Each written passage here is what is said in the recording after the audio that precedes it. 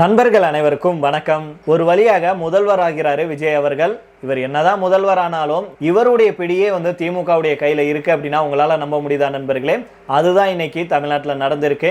அது என்ன காரணம் அப்படின்னும், அதே போல திரு விஜய் அவர்கள் முதல்வர் ஆனார்னா இதுவரைக்கும் தமிழ்நாட்டில் யாருமே எடுக்காத ஒரு அதிரடி முடிவு ஒன்று விஜய் அவர்கள் எடுத்திருக்கிறார் அப்படிங்கிற தகவல் வெளியா இருக்கு. அந்த அதிரடி முடிவு என்ன அப்படிங்கிறத நம்ம இந்த வீடியோல தெரிஞ்சுக்க போறோம். இப்படி தமிழக அரசியல்ல லேட்டஸ்டா என்ன நடந்துட்டு வருது அப்படிங்கிற தகவலையும், அதே போல பாத்தீங்க அப்படின்னா திரு விஜய் அவர்கள் வசமாக சிக்கிட்டாரு. இந்த ஒரு ஆதாரத்தை வெளியிட்டு விஜய் அவர்களையும் விஜய் அவர்களுடைய தாவைக்காவினரையும் டேமேஜ் செஞ்சிருக்கிறாரு டிடிவி தினகரன் அவர்கள். இந்த ஒரு விஷயத்துல விஜய் அவர்கள் கோட்டை விட்டுட்டார் அப்படிங்கறதான் சொல்லணும்.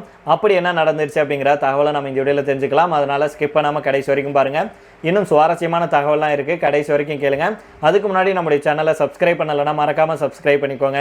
புதுசாக நம்முடைய வீடியோ பார்த்துட்டு இருக்கீங்கனாலும் சப்ஸ்கிரைப் பண்ணிட்டு அந்த பெல் ஐக்கானை கிளிக் பண்ணிக்கோங்க. ஃபேஸ்புக், இன்ஸ்டாகிராம்ல நம்முடைய வீடியோக்களை பார்த்துட்டு இருக்கோம் நண்பர்கள், தவறாம நம்முடைய பேஜுக்கு ஃபாலோ பண்ணி உங்களுடைய சப்போர்ட்டை கொடுங்க. இப்போ வாங்க வீடியோக்குள்ள போயிடலாம். தமிழ்நாடு முதல்வராக ஒரு வழியாக தாவேகா தலைவர் விஜய் பதவியேற்க இருக்கிறாரு. திமுக கூட்டணியில் இருந்த கட்சிகளுடைய ஆதரவுடன் விஜய் அவர்கள் ஆட்சி அமைக்க இருக்கிறாரு. விசிக சார்பாக தாவேகாவுக்கு ஆதரவு தருவது தொடர்பாக பேச்சுவார்த்தைகள் நடந்து வந்த நிலையில ஒரு வழியாக திருமாவளவன் தாவேகாவுக்கு ஆதரவு தர ஒப்புக்கொண்டிருக்கிறாரு. கடந்த மே 4ஆம் தேதி வெளியான தேர்தல் முடிவுகள்ல தமிழகத்தின் எந்த ஒரு தனிப்பட்ட கட்சிக்கும் ஆட்சி அமைக்க தேவையான 118 இடங்கள் கிடைக்கல.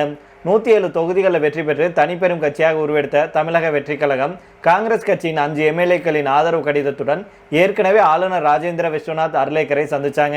அவரை 3 முறை சந்தித்தும் தாவேகாவை ஆட்சி அமைக்க அழைக்கல. இப்படிப்பட்ட நிலையில தான் நேற்று சிபிஎம், சிபிஐ ஆகிய 2 கட்சிகளுடைய ஆதரவு மற்றும் இன்னைக்கு விசிக 2 கொடுத்த ஆதரவுடன் மீண்டும் ஆட்சி அமைக்க ஆளுநரை சந்தித்து உரிமை கோர்றாங்க. மொத்தமாக 118 எம்எல்ஏக்கள் ஆதரவுடன் விஜய் அவர்கள் பதவியேற்க இருக்கிறாரு. இப்படி தமிழக அரசியல் ஒரு பக்கம் கூட்டணி கணக்குகள் அனல் பறக்க, இன்னொரு பக்கம் தமிழக வெற்றி கழகத்துடைய உள்கூடத்தில் அமைச்சரவை பட்டியல் தயாரிப்பு வேலைகள் படுவேகமாக நடந்துட்டு வருது. பனையூர் வட்டாரத்தில் விசாரித்த போது கிடைத்த தகவல் அனைத்தும் பகீர் ரகம் அப்படின்னே சொல்லலாம். யாராருக்கெல்லாம் அமைச்சர் பதவி அப்படிங்கறதெல்லாம் நம்ம பார்க்கறதுக்கு முன்னாடி இன்னொரு அதிரடியான ஒரு தகவல் ஒன்று வெளியாயிருக்கு. அதிமுக மீண்டும் ஒரு பிளவை நோக்கி செல்வதாக தெரியுது. அதிமுகவுடைய ஒரு பிரிவு எம்எல்ஏக்கள் தாவேகா தலைவர் விஜயை சந்திச்சு ஆதரவு தெரிவிக்க இருப்பதாக தகவல்களும் வெளியாயிட்டு இருக்கு. அதே போல தாவேகாவுக்கு நேற்றைய தினம் பாத்தீங்கன்னா ஐயுஎம்எல் நாங்க ஆதரவு கொடுக்கல அப்படின்னு சொன்னாங்க. இன்றைய தினம் பாத்தீங்கன்னா நிபந்தனையற்ற ஆதரவை வழங்கியிருக்காங்க. ஐயுஎம்எல் கட்சியுடைய ஆதரவு கடிதத்தை தாவேகா நிர்வாகிகளான செங்கோட்டையன், அருண்ராஜ் உள்ளிட்டோர் பெற்றுக்கொண்டாங்க. இதன் மூலமாக தாவேகா ஆதரவு எம்எல்ஏக்களுடைய எண்ணிக்கை 120 உயர்ந்திருக்கு. அதே போல விசிக ஆதரவு கொடுத்த உடனேயே தமிழக ஆளுநர் ராஜேந்திர அர்லேக்கரை சந்திக்க இன்னைக்கு மாலையில் 5 மணிக்கு தாவேகா தரப்புல நேரம் கேட்கப்பட்டிருக்கு. இதனால 4வது முறையாக ஆளுநரை சந்திக்க இருக்கிறார் விஜய். காங்கிரஸ், சிபிஎம், சிபிஐ, விசிக உள்ளிட்ட கட்சிகளுடைய ஆதரவு கடிதங்களுடன் தாவேகா தலைவர் விஜய் ஆளுநரை சந்திச்சு ஆட்சி அமைக்க உரிமை கோர்றாரு. இப்படி ஆட்சி அமைப்பதற்கான ஆலோசனைகள் பணிகள் நடந்தாலும் முதல்வர் நாற்காலியில் அமரப்போகும் விஜய் அவர்கள் மிக முக்கியமான ஒரு முடிவை எடுத்திருப்பதாக சொல்லப்படுது. பொதுவாக முதல்வர் வசம் உள்துறை இருப்பது வழக்கம். ஆனால் விஜய் அவர்கள் ஒரு படி மேல போய் நிதி அமைச்சகத்தையும் தன்னுடைய நேரடி கட்டுப்பாட்டிலே வைத்துக் கொள்ள திட்டமிட்டிருக்கிறாராம். மாநிலத்துடைய வரவு செலவு கணக்குகளை எந்த விதமான கரையும் படிந்துவிடக் கூடாது அப்படிங்கிறதுல விஜய் அவர்கள் கராராக இருப்பதாக தெரியுது. அமைச்சரவை ரேஸ்ல பல பெயர்கள் அடிபட்டாலும் சில இடங்கள் இப்போதே ரிசர்வ் செய்யப்பட்டு விட்டன அப்படின்னு சொல்றாங்க விவரம் தெரிஞ்சவங்க.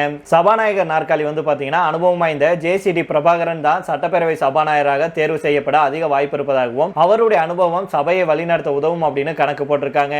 விஜய் அவர்களுடைய நிழலாக வரும் புஷியானந்த் நகராட்சி நிர்வாகம் மற்றும் ஊரக வளர்ச்சி துறையை குறிவைத்து காய் நகர்த்திட்டு வர்றார் அப்படின்னு சொல்லப்படுது. ஆதவ அர்ஜுனாவுடைய கோரிக்கை என்னன்னா, கட்சியுடைய முக்கிய முகமாக பார்க்கப்படும் இவர் மின்சாரம் மற்றும் மதுவிலக்கு துறை கேட்டிருப்பதாக தகவல் வெளியாயிருக்கு. இங்கேதான் ஒரு பெரிய ட்விஸ்ட் ஒன்று காத்திருக்கு. ஏற்கனவே சென்னையிலிருந்து 3 முக்கிய புள்ளிகளுக்கு அமைச்சர் பதவி உறுதியாகிவிட்ட நிலையில ஆர்கே நகர்ல வெற்றி வாகை சூடிய மரியா வில்சனுக்கு மந்திரி சபையில இடம் கிடைப்பதில் சிக்கல் ஏற்பட்டிருக்கு. ஒரே மாவட்டத்தில் பலருக்கு பதவி கொடுத்தா மற்ற மாவட்ட நிர்வாகிகள் அதிருப்தி அடைவாங்க அப்படிங்கறதான் தலைமை முன்வைக்கும் வாதம். இதனால மரியா வில்சன் தரப்பு கடும் அப்செட்ல இருக்கிறதா சொல்லப்படுது. அமைச்சரவை பட்டியல் இன்னும் முடிவாகல அப்படிங்கிறதுக்கு சாட்சியாக சில மோதல்களும் அரங்கேறிட்டு வருது.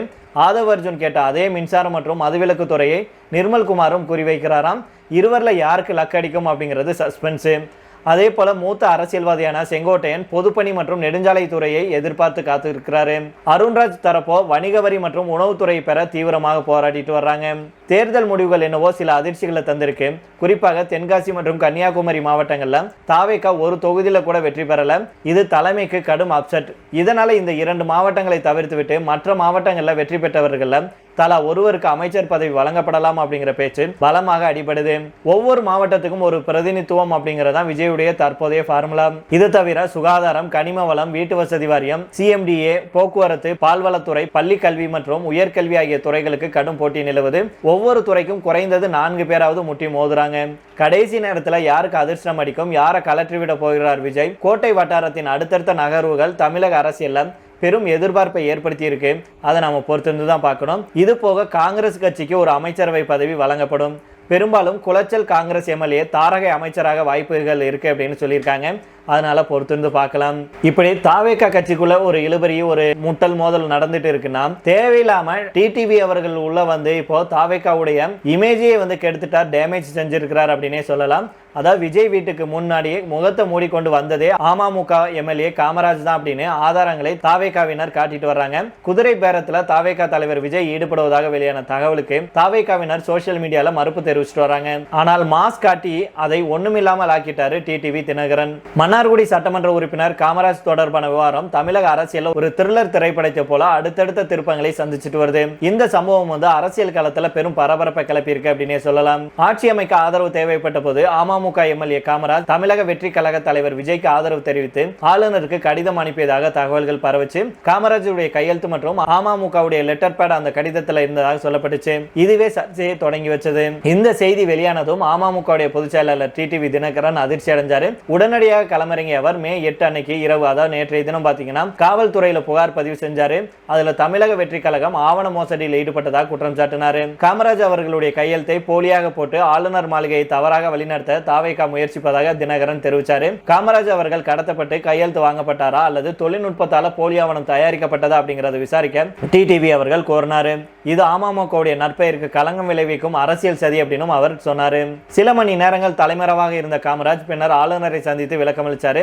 செய்தியாளர்களிடம் அவர், நான் ஒருபோதும் விஜயின் கட்சிக்கு ஆதரவு அளிக்கல, என்னுடைய விசுவாசம் எப்போதும் அதிமுக அமமுக கூட்டணிக்கு தான் அப்படின்னு உறுதிப்பட தெரிவிச்சாரு. மேலும் அந்த கடிதத்தில் இருக்கிறது என்னுடைய கையெழுத்தே இல்ல, தமிழக வெற்றி கழகத்தினர் திட்டமிட்டு பொய்களை பரப்புறாங்க அப்படின்னு அவர் திட்டவட்டமாக சொன்னாரு. இந்த நிலையில தான் நேற்றைய தினம் விஜய் வீட்டுக்கு சென்ற ஒரு கார்ல முகத்தை மறைத்து கொண்டு ஒருவர் சென்றதாகவும் அவர் யார் அப்படின்னு தெரியல அப்படின்னும் சொல்லப்பட்டது. ஆனால் அவர் தான் காமராஜ் அப்படின்னு தாவேகாவினர் ஆதாரம் அப்படின்னு சொல்லி ஒரு புகைப்படத்தில் இருந்த 2 வித்தியாசங்களை குறியீடாக காட்டியிருக்காங்க.